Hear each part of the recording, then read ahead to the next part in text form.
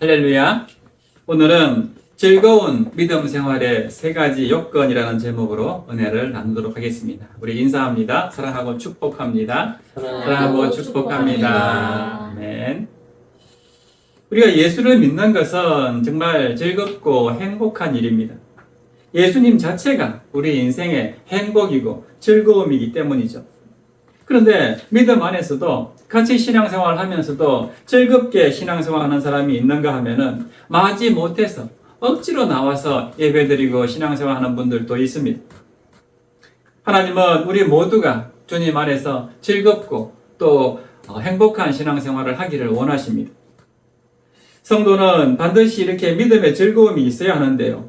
혹시 지금 우리 안에 이런 믿음의 즐거움이 없다면은 이 즐거움을 회복해야 됩니다. 믿음은 세상에서 누릴 수 없는 최고의 행복이고 또 즐거움이기 때문입니다. 그런 은혜가 우리 안에 흘러 넘쳐나시기를 축원합니다. 우리가 믿음 생활을 즐겁게 할 수밖에 없는 이유는 헤아릴 수 없이 많지만요. 그 중에서도 가장 큰 즐거움의 이유라면 바로 내가 구원받은 것이기 때문일 것입니다.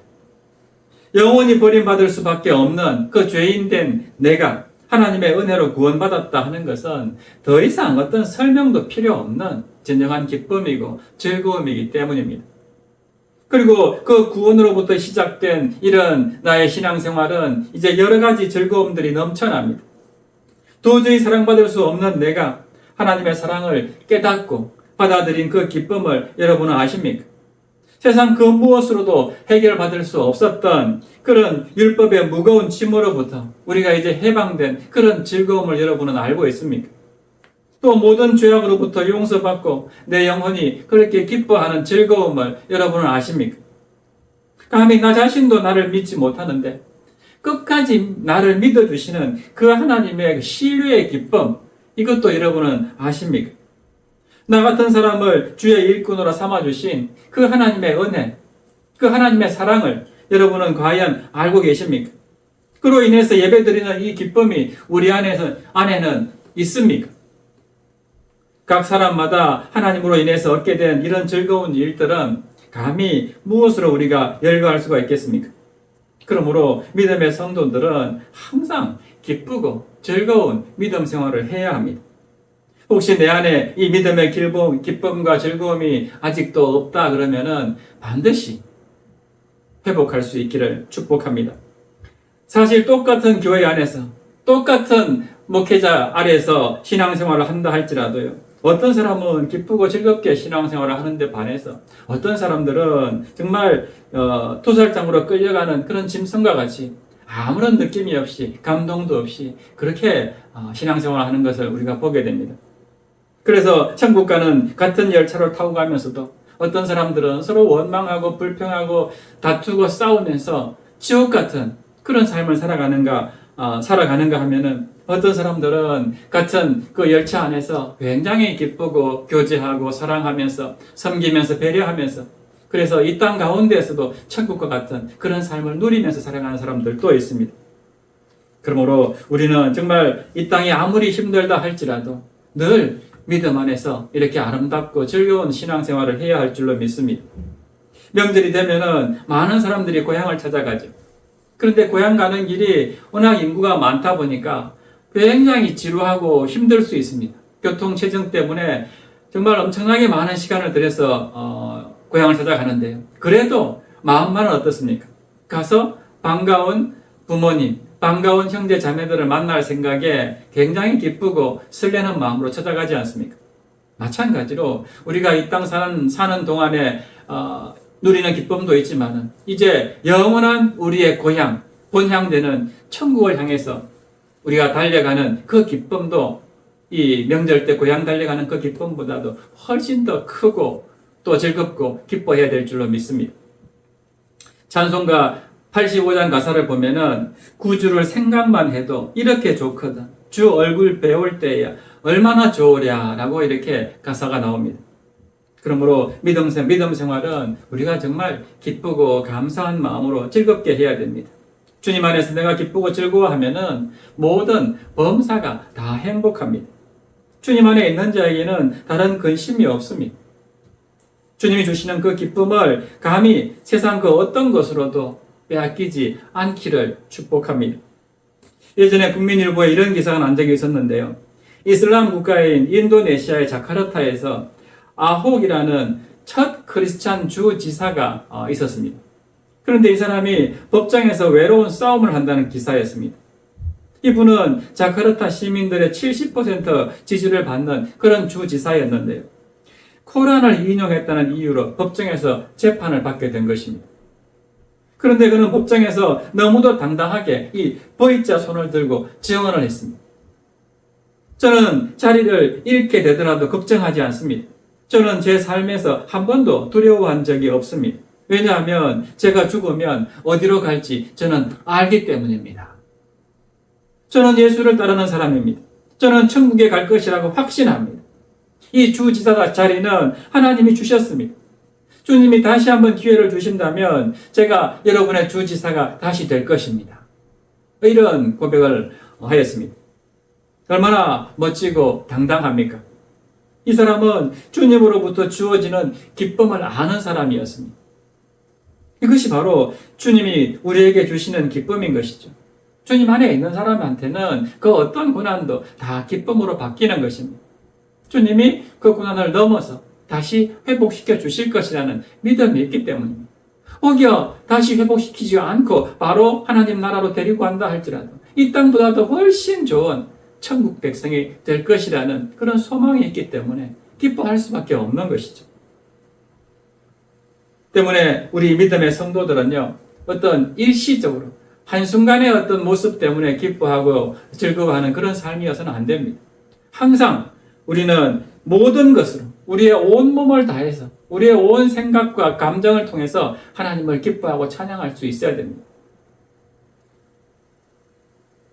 건강한 성도들은 우리의 모든 전인격적으로 하나님을 즐거워하고 또 주님을 기뻐하는 삶을 살아야 합니다. 오늘 본문의 시편 기자가 바로 그런 삶을 살았는데요. 이 시편 기자의 삶을 통해서 그가 어떻게 하나님을 즐거워하고 찬양하며 살았는가 하는 것을 함께 생각해 보려고 합니다. 먼저 시인은 말씀을 아주 즐거워했습니다. 세상에는 여러 종류의 즐거움들이 있습니다. 육신적인 즐거움도 있고 또 영적인 즐거움도 있습니다. 물론 이 영적인 즐거움도 천차만별입니다. 사람에 따라서 즐거움이 다르고 또 그 사람의 은사에 따라서 우리가 누리는 즐거움도 다 다릅니다. 그러나 모든 영적인 즐거움의 기초가 무엇일까요? 그것은 바로 하나님의 말씀으로부터 나옵니다. 말씀이 이 즐거움의 교과서인 것입니다. 다른 것들은 다 보조 교재에 불과하고 참고서일 뿐이라면 말씀이 바로 이 기쁨의 근원 되시고 원천이다 하는 것입니다. 말씀은 무엇입니까? 바로 하나님이 말씀이십니다. 하나님은 말씀으로 세상 만물을 창조하셨고 지금도 말씀으로 이 세상을 다스리십니다. 말씀으로 그리스도를 영접하고 말씀으로 병자를 고치고 말씀으로 능력과 권세를 행하십니다. 오직 하나님의 말씀은 살아있고 운동력이 있어서 모든 역사와 기적을 일으키는 그런 능력의 말씀입니다. 그래서 그 말씀으로 모든 세상 역사도 이루어지고 운행되어 가는데 천지는 변해도 하나님의 말씀은 변하지 않는다라고 말씀합니다. 그래서 날마다 말씀을 묵상하면서 그 말씀으로 인해서 즐거워하는 것입니다. 말씀을 주야로 묵상하는 사람은 시편 1편에서 우리가 봤다시피 아주 복 있는 사람입니다. 아주 행복한 사람입니다. 말씀을 가까이 하고 즐거워하는 사람은 아무리 강팍해도 결국은 변화가 됩니다. 말씀이 모든 영혼을 고치고 소생시키시기 때문이죠. 말씀이 바로 사람을 변화시킵니다. 예수 그리스도를 믿는 것을 핍박하던 사람들도 이 하나님의 말씀 안에서, 말씀 앞에서 다 무너집니다. 말씀을 읽고 듣다가 깨어지고 녹아지고 변화가 됩니다. 세상 사람들의 말은 그때뿐이고 아무런 변화가 없고 영향력이 없어도 하나님의 말씀은 어떤 능력이 있습니까? 우리의 영과 혼과 또 관절과 골수까지 파고들어서 쪼개는 그런 말씀이다라고 성경은 말씀해주고 있습니다. 이게 바로 말씀의 권능입니다. 그래서 성도가 된 사람은 마땅히 이 말씀을 통해서 하나님이 주시는 그런 즐거움과 기쁨을 회복해야 됩니다. 이 말씀을 통해서 얻는 즐거움은 영원토록 지워지지 않고 변함이 없기 때문입니다. 어려울 때마다 그 말씀이 나에게 역사하셔서 나의 힘든 영혼을 다시 이렇게 세우기 때문이죠. 말씀 밖에서 얻는 우리가 세상적으로 누리는 즐거움들은 그때뿐입니다. 그 순간에는 즐겁고 기쁜 것 같지만 지나고 나면 또 다른 어려운 상황을 만나게 되면 금방 또 우리가 주눅이 들고 시들고 슬퍼하게 되는 것이 세상의 이치인 것입니다. 그러므로 말씀은 우리의 영혼을 즐겁게 하는 그런 양약이다 하는 것을 늘 기억하기를 바랍니다. 오죽하면 시편 기자가 주의 말씀의 맛이 내게 어찌 그리 단지요 내 입에 꿀보다 더 다니이다 라고 고백했겠습니까? 이 119편의 시편 기자는 우리가 전에도 봤지만은 굉장히 어려운 상황 가운데 직면해 있습니다. 많은 대적자들이 이 기자를 정말 모함을 하고 또 죽이려고까지 위협하는 그런 상황 가운데서 이런 고백을 하고 있는 것입니다. 주의 말씀이 내 입에 꿀보다 더 달다는 것입니다. 그만큼 말씀을 통해서 얻는 유익이 이 시인에게는 너무나 컸기 때문에 이 말씀을 묵상하면서 누리는 즐거움이 그에게 충만하였다 하는 것입니다. 특별히 이 시인은 곳곳에서 하나님의 말씀을 즐거워한다고 고백하는데요. 시편 119편 92절에서는 주의 말씀에 즐거움이 없었다면 고난 중에 멸망했을 것이다 라고 고백합니다. 또 오늘 본문 162절에 보면은 사람이 많은 탈취물을 얻은 것처럼 나는 주의 말씀을 즐거워하나이다 라고 증거합니다. 탈취물을 얻었다는 것은 이제 전쟁에서 승리하고 이 전리품 이런 것들을 얻은 것을 말합니다.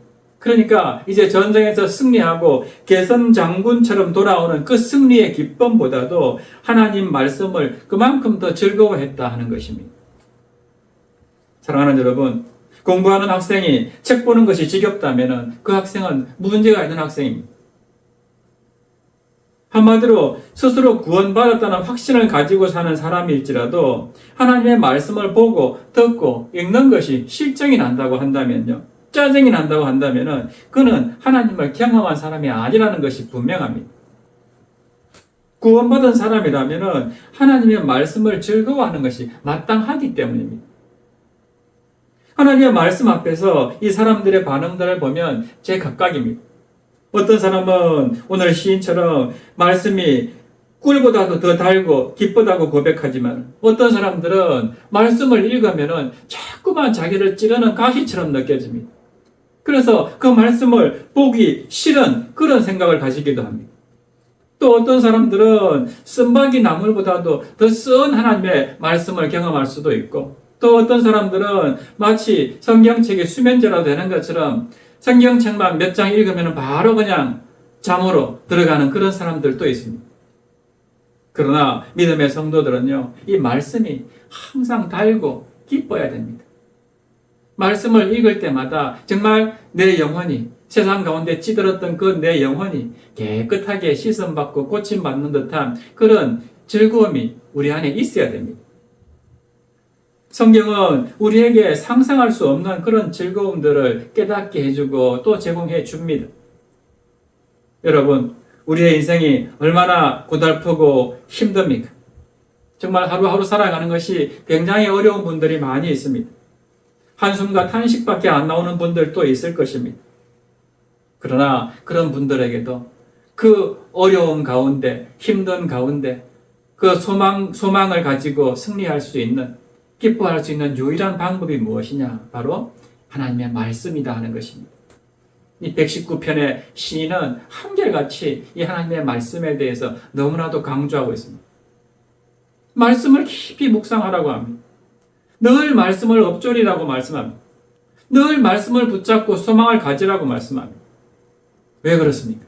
그렇게 살았을 때에 그 말씀의 능력이 자신에게 역사하는 것을 이 시인은 경험했기 때문입니다. 약속하신 말씀은 하나님께서 반드시 이루신다 하는 것을 이 시인은 체험적으로 알고 있었기 때문입니다.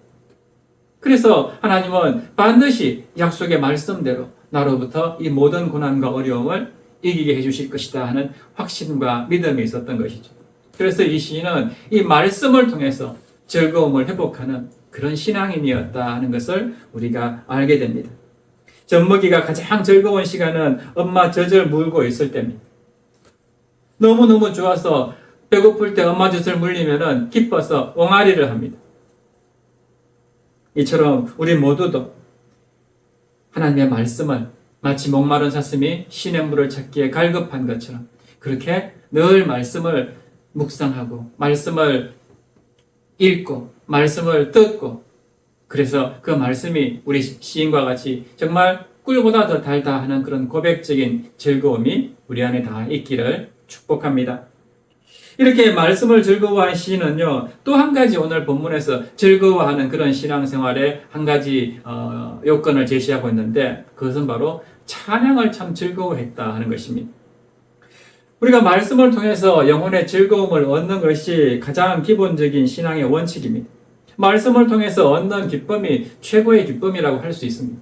근데 그에 못지않게 찬양을 통해서도 우리 영혼이 굉장히 즐거워하는 것을 우리는 알게 됩니다. 하나님께서 이 백성을 지으신 목적도 찬송을 받기 위함이다 라고 성경은 말씀합니다. 찬송은 구원받은 성도들이 하나님을 즐거워하면서 드리는 선물이라고 할 수 있습니다. 말씀이 하나님께서 우리 인간에게 허락하신 그런 즐거움의 선물이라면 이 찬송은 우리 인간이 하나님께 올려드리는 즐거움의 선물이다라고 표현할 수 있습니다. 그러므로 찬양하면서 우리가 자기 스트레스를 풀기 위해서 찬양을 하거나 또 자기 스트레스를 풀기 위해서 반주를 하거나 자기 감정에 집중해가지고 찬송을 부르는 것은 바람직하지 못합니다. 하나님께 올려드리는 기쁨의 선물이기 때문에 하나님이 받으실 만한 찬송을 해야 되는 것입니다. 아무리 그것이 엄정박자가 틀린다 하더라도 내 마음을 다해서 정말 온 내 마음이 영혼이 기뻐하는 그 감정을 담아서 하나님께 올려드리는 것이 찬송의 가장 큰 원칙이라고 할 수 있습니다. 오직 하나님께 집중하고 그분께 몰입하는 찬양이 되어야 됩니다. 그래서 이 찬양의 목표는 하나님께 영광이 되는 것이고 그분이 찬양의 최종적인 목표고 즐거움이 되어야 되는 것입니다. 그러나 내가 즐겁게 찬양했다고 해서 하나님께서 반드시 즐거워하는 것은 아닙니다. 왜 그렇습니까? 내 기분에 따라서 찬양할 수도 있기 때문이죠. 하나님이 받으실 만한 찬양이 되어야 합니다. 때문에 찬양은 영적인 하나님 앞에서는 우리가 영어로 해야 됩니다. 몸을 흔들면서 손을 흔들면서 박수를 치면서 찬양하는 게 중요한 게 아니라 내 영어로서 내 마음과 정성을 다 담아서 영적인 찬양을 올려드려야 된다는 것입니다. 물론 음악적인 테크닉이나 기교도 필요하지만은 그러나 그것들이 내가 하나님께 전심으로 올라가는 데 있어서 방해가 돼서는 안 된다 하는 것입니다. 구원받은 성도라면은 누구든지 이런 영적인 마음을 다한 찬송의 즐거움을 하나님께 올려드려야 합니다. 그러면 하나님께서 찬송을 통한 그 즐거움을 우리에게 선물로 부어주실 것입니다. 세상의 세상의 노래들은 같은 곡을 서너 번만 반복해서 부르면은 식상합니다. 누가 노래방에서 같은 제목의 노래를 연극 후 3번 부른다면은 아마 옆에 친구들이 마이크를 뺏어버릴 것입니다. 그러나 우리 집회 같은 데 가서 찬양이나 복음성가를 부를 때 보면 어떻습니까? 한 곡을 무려 1시간 동안 계속 기도회 때 반복해서 불러도 지겹지가 않습니다. 오히려 은혜가 점점 더 깊어져 가지고 끝까지 기도의 자리로 이끌어가는 것을 보게 됩니다. 하나님께서 그만큼 찬송을 통한 즐거움을 우리에게 부어주시는 것입니다. 이게 바로 찬송의 힘입니다. 성경은 찬송의 능력에 대해서도 말씀하는데 찬송으로 인해서 악신이 떠나가고 질병이 치유가 되고 바울과 실라가 감옥에서 찬양했을 때는 감옥 문이 열리는 그런 능력이 벌어졌습니다. 또 많은 사람들이 찬송을 통해서 두려워하고 회개합니다. 이처럼 찬양을 통해서 하나님께서는 우리에게 즐거움도 주시고 문제도 해결해 주시고 능력 있는 삶도 살게 해주신다 하는 것을 기억하시기를 바랍니다. 그러므로 이 찬양은 우리의 삶이 되어야 됩니다. 어떤 예배 시간이나 어떤 집회에서나 부르는 그런 삶이 아니라 나의 모든 삶을 통해서 언제 어디서든지 입만 열면 하나님을 향한 즐거운 찬양의 노래가 흘러나와야 됩니다. 히브리서 기자는 13장 15절에서 그러므로 우리는 예수로 말미암아 항상 찬송의 제사를 하나님께 드리자. 이는 그 이름을 증언하는 입술의 열매니라 라고 하였습니다. 항상 찬송의 제사를 하나님께 올려드리자고 합니다. 성경은 수없이 많은 곳에서 여호와를 찬양하라고 외칩니다. 심지어 찬양의 옷을 입으라고 합니다. 그러므로 즐겁게 찬양하시기 바랍니다. 오늘 시편 기자는 좀 전에도 말씀드렸다시피 굉장히 어려운 상황 가운데 있습니다. 너무나 힘든 상황 가운데 있는데도 161절에 보면 고관들이 거짓으로 나를 핍박하오나 라고 합니다. 아무 잘못도 없는데 관리들로부터 모함당하고 박해를 당하고 있다는 것입니다. 이런 상황인데도 그는 말씀으로 인한 즐거움을 잃지 않았습니다. 그리고 입술에서 찬양이 흘러나옵니다. 164절 보세요. 내가 하루 7번씩 주를 찬양하나이다. 하루 7번씩 찬양한다는 건요, 하루에 1시간에 한 번씩 7시간 찬양했다는 게 아니라 성경에서 7이라는 숫자는 항상 완전수라고 말씀드렸죠. 그렇기 때문에 내 모든 삶이 다 찬양의 삶이었다라는 고백입니다. 하루 종일 내가 하나님을 찬양하는 그런 삶을 살았다는 것입니다. 그의 삶에서 찬양은 한마디로 그의 자신의 삶이었고 항상 삶의 생활화가 된 것이 바로 찬양이었다는 고백입니다. 그러므로 우리가 인생이 힘들고 어려울 때 정말 내 힘으로 할 수 없는 문제를 만났을 때에 주눅 들고 절망하지 말고 시인과 같이 입술을 열어서 하나님을 찬양으로 고백하시기 바랍니다. 그 찬양 가사에 나오는 그 고백이 우리에게 힘이 되고 능력이 되어서 하나님께서 역사하시는 그런 즐거움을 여러분도 누릴 수 있을 것입니다. 이렇게 시편 기자가 무고한 핍박 가운데에서도 찬송하는 삶을 살았더니 그 결과가 어떻게 나타납니까? 165절 말씀 보세요. 큰 평안이 찾아오고 장애우물들이 다 제거가 되었습니다. 불안이 변해서 평안이 되고 괴로움이 변해서 즐거움이 되었고 슬픔이 변해서 기쁨이 되었다 하는 것입니다. 이렇게 해도 찬양하지 않겠습니까? 바라기는 정말 찬양하면은 이렇게 내 영혼이 잘 되고 또 내 마음이 기뻐지고 또 내가 모든 일에서 자신감이 충만해진다. 누구 앞에서든지 당당해지는 그런 삶을 살게 된다 하는 것을 기억을 하고 말씀으로 즐거워했다면 다음으로 또 찬양의 삶을 통해서 여러분의 영혼이 기뻐지고 즐거움을 누리는 그런 은혜가 있기를 축복을 합니다. 그런가 하면 이렇게 말씀으로 즐거워하고 또 찬양을 즐거워했던 시인은 또 한 가지 이런 고난 가운데서 즐거워하는 그런 신앙생활을 했는데 그게 뭐냐 하면 시인은 순종하기를 너무너무 즐거워했습니다.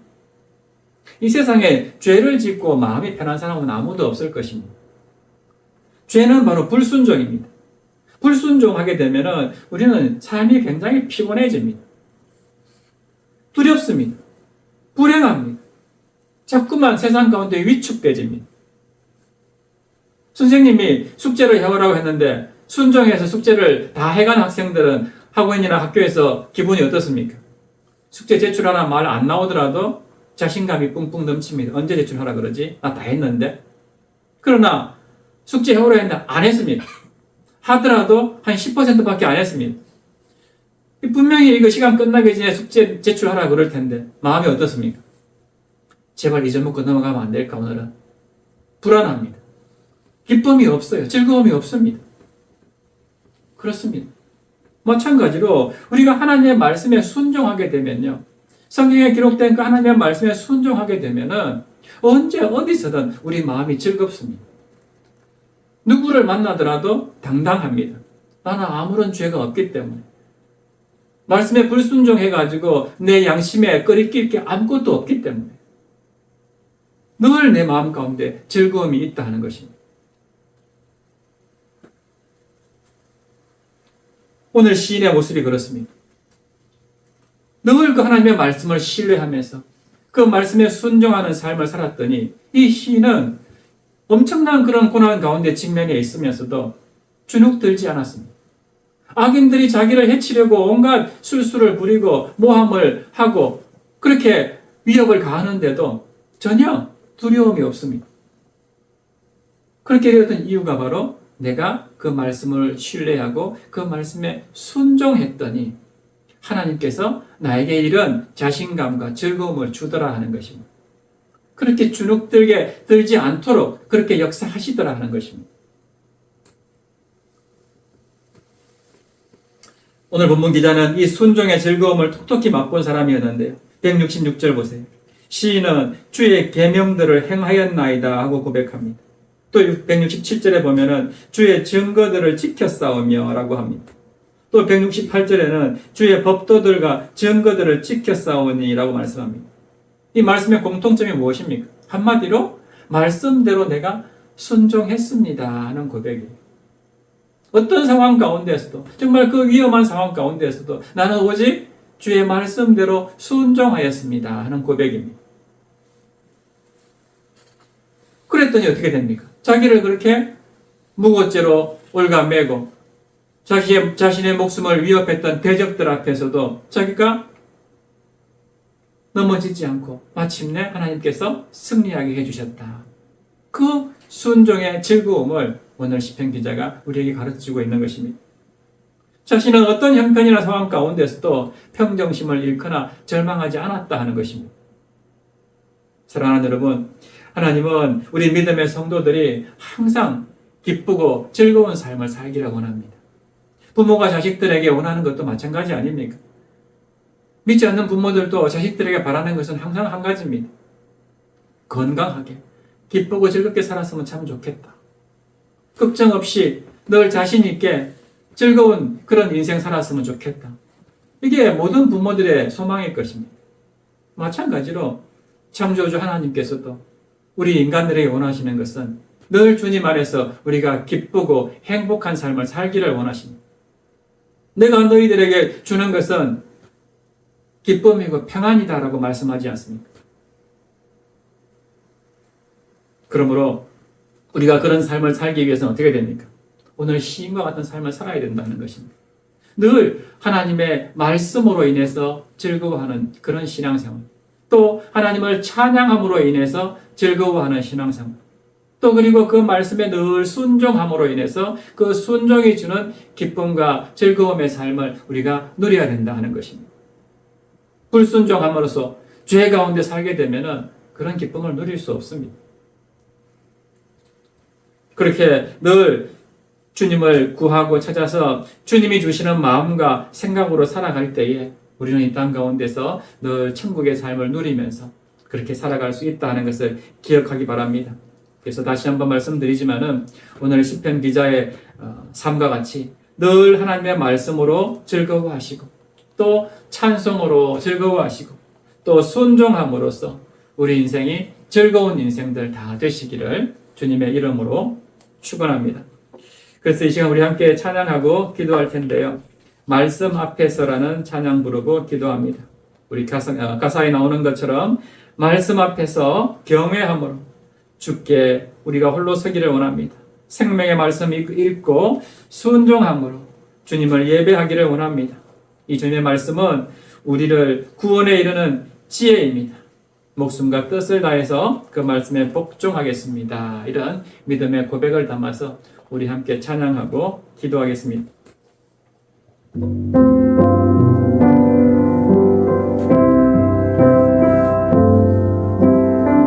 말씀 앞에서 경외함으로 주께 홀로 섭니다. 생명의 말씀 읽고 순종해 주를 예배합니다. 말씀 앞에서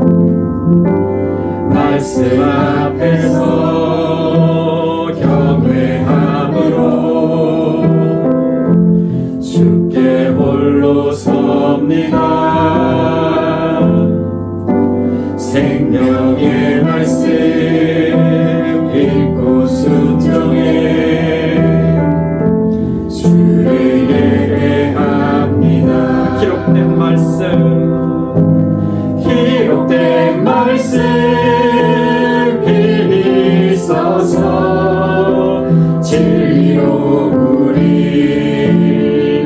함께하며 거룩한 말씀 세세 영원히 복음이 되어 말씀하시네. 하나님 말씀에 두려워 떠는 자, 그 말씀에 생명을 거는 자, 한 사람 찾으시는 주님의 약속을 믿어. 하나님 말씀에 운명을 거는 자, 순종하며 주 따라가는 자, 영원한 하나님 나라 이뤄갈 주의 교회여 일어나라.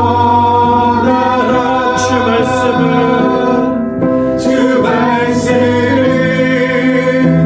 우리를 구원해 이루는 지혜이니 목숨과 내 뜻 다해 그 말씀에 복종하라. 하나님 말씀에 두려워 떠는 자,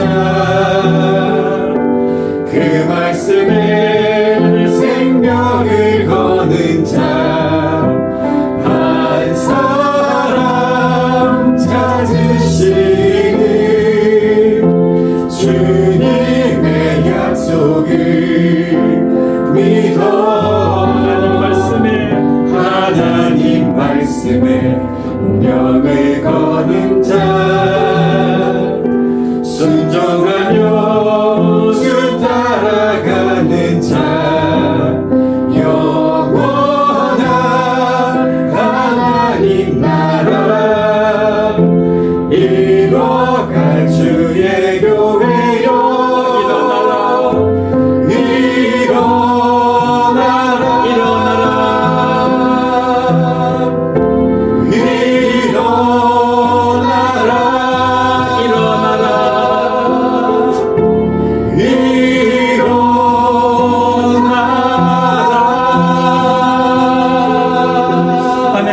우리 함께 기도했으면 좋겠습니다. 살아계신 하나님 아버지, 오늘 시편 기자와 같이 우리가 늘 하나님의 말씀으로 즐거워하고 그 하나님을 찬송함으로 즐거워하면서 또 하나님의 말씀에 순종함으로써 정말 즐겁고 복된 인생 살아가기를 원합니다. 아버지 하나님, 우리를 그렇게 인도하여 주시옵소서. 우리 이런 마음으로 주님 이름 한번 부르신 후에 기도합니다. 주여, 살아계신 하나님 아버지, 은혜와 사랑에 참 감사를 드립니다. 오늘 시편 기자의 상황을 보게 되면 너무나도 어렵고 힘든 상황 가운데 직면해 있었습니다. 아버지 하나님, 아무 죄도 없음에도 불구하고 많은 사람들이 그를 모함하고 아버지 하나님, 그에게 목숨의 위협까지 가하는 그런 절망적인 상황이었지만 시인은 결코 주눅들지 아니하고 오히려 그럴 때일수록 늘 하나님의 말씀을 붙잡고 하나님의 말씀으로 말미암아 즐거워하며 또 하나님의 찬송으로 말미암아 즐거워하며 또한 그 하나님의 말씀에 순종함으로 말미암아 아버지 하나님께 정말 즐겁고 복된 인생으로 살아가는, 그래서 아버지 그 모든 어려움과 고난 가운데에서도 아버지 하나님 다시 한번 승리하고 이기고 아버지 하나님 주님이 주시는 그 영원한 행복의 맛을 아버지 오늘 시인은 아버지 이 시를 통해서 우리에게 가르쳐주고 있습니다. 아버지 우리의 인생 또한 아버지 이렇게 되기를 원합니다. 우리가 하나님의 자녀라면 아버지 그리스도인이라면 마땅히 그의 말씀, 나를 구원해 주신 그 주님의 말씀으로 말미암아 우리가 즐거워하고 아버지 우리의 입술에 고백을 담아서 하나님께 올려드리는 찬송으로 말미암아 우리가 즐거워하고 또 그분의 말씀에 순종함으로 말미암아서 아버지 하나님 불순종의 죄악 가운데 있어서 늘 아버지 하나님 힘들고 어려운 아버지 어리석은 인생이 아니라 순종으로 인한 그 순종이 제사보다도 낫다는 그 말씀처럼 아버지 순종해 주는 그 즐거움을 우리가 날마다 누리게 하여 아버지 하나님께 영광 돌리고 많은 사람들에게 아버지 이 기쁨을 함께 나누면서 아버지 이 땅을 하나님의 나라로 만들어가는 우리 인생들 되게 하여 주시옵소서.